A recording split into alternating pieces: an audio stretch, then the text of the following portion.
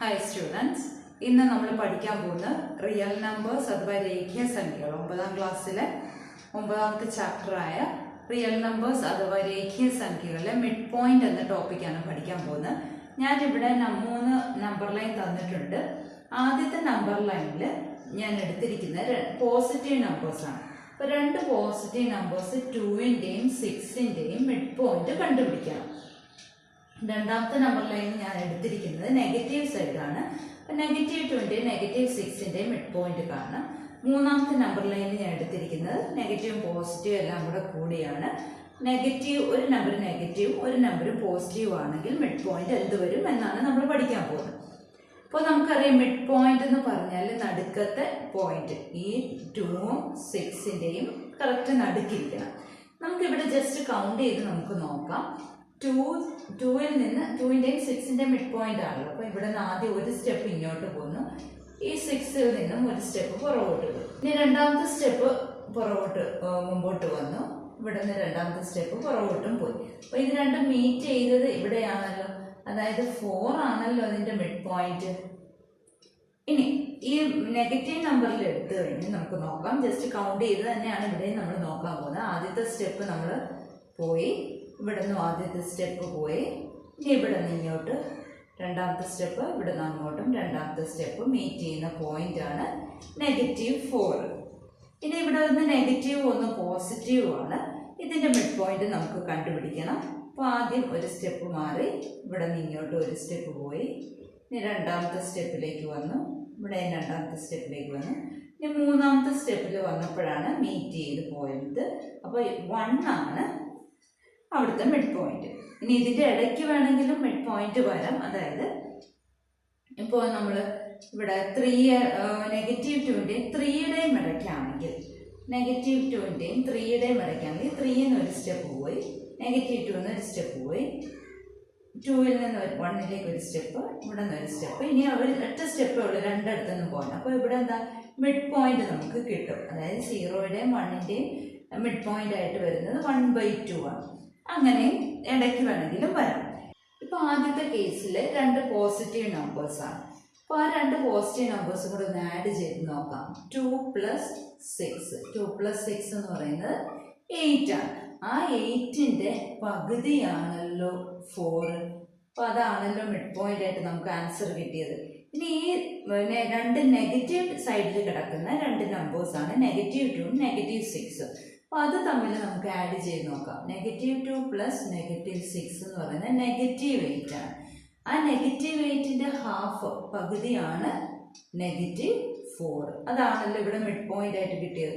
ഇനി ഒന്ന് നെഗറ്റീവും ഒന്ന് പോസിറ്റീവും വന്നാൽ എന്താണെന്ന് നമുക്ക് നോക്കാം. അപ്പോൾ അത് തമ്മിൽ നമുക്കൊന്ന് ആഡ് ചെയ്ത് നോക്കാം. അപ്പം -2 + 4 എന്ന് പറയുന്നത് ഒന്ന് നെഗറ്റീവ് ഒന്ന് പോസിറ്റീവ് ആണ്. സബ്ട്രാക്ട് ചെയ്തിട്ട് വലുതിന്റെ സൈൻ ഇടുക. 4 - 2 2 ആണ്. വലിയ നമ്പർ 4 ആണ്. അതിന്റെ സൈൻ പോസിറ്റീവ് ആണ്.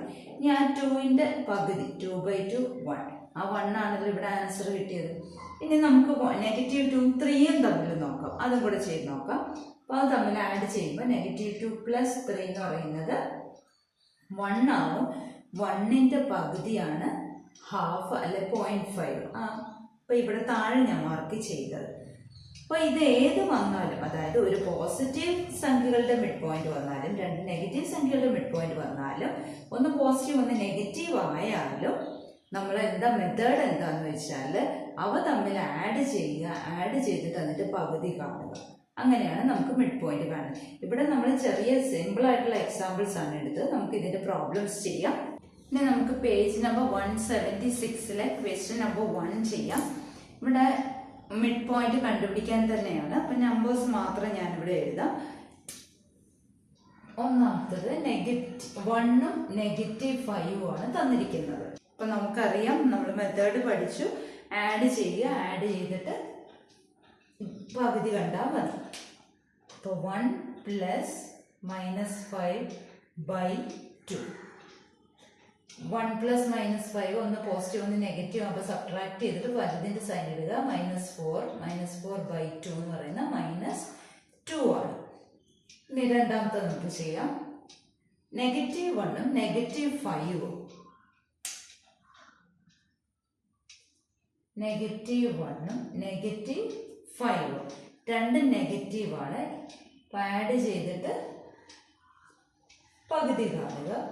മിഡ് പോയിന്റ് കാണാനായിട്ട് അല്ലെങ്കിൽ മധ്യബിന്ദു കാണാനായിട്ട് രണ്ടും കൂടെ കൂട്ടിയിട്ട് പകുതി കണ്ടാൽ മതി. -6/2 ഇതെന്ന് പറയുന്നത് -3 ആണ്. ഇനി മൂന്നാമത്തത് -1/2 1/3. -1/2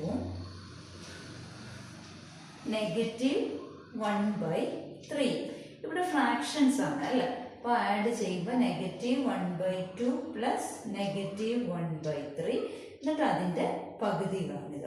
ഇവിടെ ആഡ് ചെയ്യുമ്പോൾ എന്ന് പറഞ്ഞാൽ ഫ്രാക്ഷൻസ് എങ്ങനെ ആഡ് ചെയ്യുന്നത്? രണ്ട് നെഗറ്റീവ് ആയതുകൊണ്ട് ആഡ് ചെയ്ത് നെഗറ്റീവ് സൈൻ ഇട്ടാൽ മതി. അതായത് ക്രോസ് മൾട്ടിപ്ലൈ ചെയ്യണം. ക്രോസ് മൾട്ടിപ്ലൈ ചെയ്യുമ്പോൾ 3 1 കൊണ്ട് മൾട്ടിപ്ലൈ ചെയ്യുക. 3 1s are 3 ആണ്. അപ്പം -3 ഇനി പ്ലസ് 2നെ -1 കൊണ്ട് മൾട്ടിപ്ലൈ ചെയ്യുക. അപ്പം -2 ബൈ ഇത് തമ്മിൽ മൾട്ടിപ്ലൈ ചെയ്യുക. 2 3s are 6 ഡിവൈഡ് ബൈ 2. അപ്പം -3 -2 എന്ന് പറഞ്ഞാൽ -5/6. ഇനി ബൈ 2 ഉണ്ട്. ബൈ 2 എന്ന് പറയുമ്പോൾ ബൈ 2/1 എന്ന് നമുക്ക് എഴുതാമല്ലോ. അപ്പം രണ്ട് ഫ്രാക്ഷൻസ് ഡിവൈഡ് ചെയ്യുന്ന രീതിയായില്ലേ? രണ്ട് ഫ്രാക്ഷൻസ് ഡിവൈഡ് ചെയ്യുന്നതിന് പകരം ന്യൂമറേറ്ററിലുള്ള ഫ്രാക്ഷനെ അതേപോലെ എഴുതിയിട്ട് ഡിനോമിനേറ്ററിൽ ഉള്ള ഫ്രാക്ഷൻ്റെ റെസിപ്രോക്കൽ എഴുതിയാൽ മതി. അപ്പോൾ അത് റെസിപ്രോക്കൽ എന്ന് പറഞ്ഞാൽ അംശവും ഛേദവും തമ്മിൽ തിരിച്ചിട്ടാൽ മതി. അപ്പോൾ 2/1 എന്നുണ്ട് റെസിപ്രോക്കൽ 1/2 ആണ്.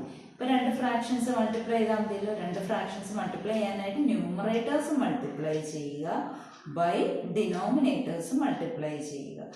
5 1s are 5 തന്നെ ഇവിടെ നെഗറ്റീവ് ആണ്. 6 2s are 12. അപ്പം -5/12 ആണ് ഇതിൻ്റെ മിഡ് പോയിന്റ്. അടുത്തത് -1/2 3/4 ആണ്. രണ്ടും ഫ്രാക്ഷൻസ് ആണ്. ഒന്ന് നെഗറ്റീവ് ഒന്ന് പോസിറ്റീവ് ആണ്. മെത്തേഡ് സെയിം തന്നെയാണ്. അതായത് കൊണ്ട് ഡിവൈഡ് ചെയ്താൽ മതി. നമുക്കറിയാം ഇത് ക്രോസ് മൾട്ടിപ്ലിക്കേഷൻ ആണ് ചെയ്യേണ്ടത്. 4നെ 1 കൊണ്ട് ഗുണിക്കുമ്പോൾ 4 മൈനസ് ആയതുകൊണ്ട് -4 പ്ലസ് 3നെ 2 കൊണ്ട് ഗുണിക്കുക. 3 2s are 6 ബൈ ഈ ഡിനോമിനേറ്റേഴ്സ് തമ്മിൽ മൾട്ടിപ്ലൈ ചെയ്യുക. 2 4s are 8 ഡിവൈഡഡ് ബൈ 2 തമ്മിൽ 2/1 എന്ന് നമുക്ക് എഴുതാം. ഇനി -4 + 6 എന്ന് പറയുന്നത് 2 ആണ്. 2/8 ഡിവൈഡഡ് ബൈ 2/1. ആ ഡിനോമിനേറ്ററിലെ ഫ്രാക്ഷൻ്റെ റെസിപ്രോക്കൽ ഇട്ട് മൾട്ടിപ്ലൈ ചെയ്താൽ മതി. റെസിപ്രോക്കൽ എന്ന് പറഞ്ഞാൽ ന്യൂമറേറ്റേഴ്സും ഡിനോമിനേറ്റേഴ്സും തമ്മിൽ അങ്ങോട്ടും ഇങ്ങോട്ടും ഇന്റർചേഞ്ച് ചെയ്യുക. ഇവിടെ 2 2 ക്യാൻസൽ ആയിട്ട് 1/8 വന്നു. അടുത്തത് -2.5 3.5 ആണ്. ഡെസിമൽസ് ആണ്. ഒന്ന് നെഗറ്റീവ് ഒന്ന് പോസിറ്റീവ് ആണ്. ആഡ് ചെയ്യുക. ഇവിടെ ഒന്ന് നെഗറ്റീവും പോസിറ്റീവ് ആകുമ്പോൾ സബ്ട്രാക്ട് ചെയ്യുകയാണല്ലോ ചെയ്തിട്ട് വലുതിൻ്റെ സൈൻ ഇടുകയാണല്ലോ ചെയ്യുന്നത്. അപ്പോൾ 3.5ൽ നിന്ന് 2.5 സബ്ട്രാക്ട് ചെയ്യുമ്പോൾ 1 കിട്ടുമല്ലോ. അത് വലുതിൻ്റെ സൈൻ പോസിറ്റീവ് ആണ്. അപ്പോൾ 1ന്റെ പകുതി 1/2 ആണ് ആൻസർ. ഇനി അടുത്തത് 1.3യും 8.7 ആണ്. രണ്ടും പോസിറ്റീവ് ആണ്. രണ്ടും പോസിറ്റീവ് ആകുമ്പോൾ ആഡ് ചെയ്തിട്ട് പകുതി കാണുക. 1.3യും 8.7ഉം കൂടെ ആഡ് ചെയ്യുമ്പോൾ 10 വന്നു. 10ന്റെ പകുതി എന്ന് പറയുന്നത് 5 ആണ് ആൻസർ. ഇനി അടുത്തത് -√2ഉം -√3. ഇവിടെ √2ന്റെ √3യുടെ വാല്യൂസ് നമുക്കറിയാം. √2 1.414 നെഗറ്റീവ് ആയതുകൊണ്ട് നെഗറ്റീവ്. ഇനി √3യുടെ വാല്യൂ 1.732 അത് നെഗറ്റീവാണ്. രണ്ട് നെഗറ്റീവ് നമ്പേഴ്സ് ആഡ് ചെയ്തിട്ട് നെഗറ്റീവ് സൈൻ ഇട്ടാൽ മതി. ഇപ്പോൾ 1.732 ഇത് ആഡ് ചെയ്യുക. 6 4 11 3.146 എന്ന് വന്നു. ഈ 3.146ന്റെ പകുതി കാണും. 3ക്കകത്ത് 2 1 ടൈം ആണ്. ഡെസിമൽ ഇടുക. റിമൈൻഡർ 1 ഉണ്ട്. ഇപ്പോൾ 11 വന്നു. 11നകത്ത് 2 5 ടൈംസ്. റിമൈൻഡർ 1 വന്നു. ഇപ്പോൾ 14നകത്ത് 2 7 ടൈംസ്. 6/2 3. അപ്പോൾ 1.573 എന്ന് ആൻസർ കിട്ടി. ഇനി ലാസ്റ്റ് ക്വസ്റ്റ്യൻ -√3യും √7ഉം -√3യും √7ഉം. നമുക്കറിയാം √3യുടെ വാല്യൂ നമുക്കറിയാം 1.732 നെഗറ്റീവ് ആയതുകൊണ്ട് നെഗറ്റീവ്. Plus √7 value 2.645. ഇത് തമ്മിൽ ആഡ് ചെയ്തിട്ട് പകുതി കാണുക. ഒന്ന് നെഗറ്റീവ് ഒന്ന് പോസിറ്റീവ് ആയതുകൊണ്ട് സബ്ട്രാക്ട് ആണ് ചെയ്യേണ്ടത്. അപ്പോൾ 2.645 മൈനസ് 1.732.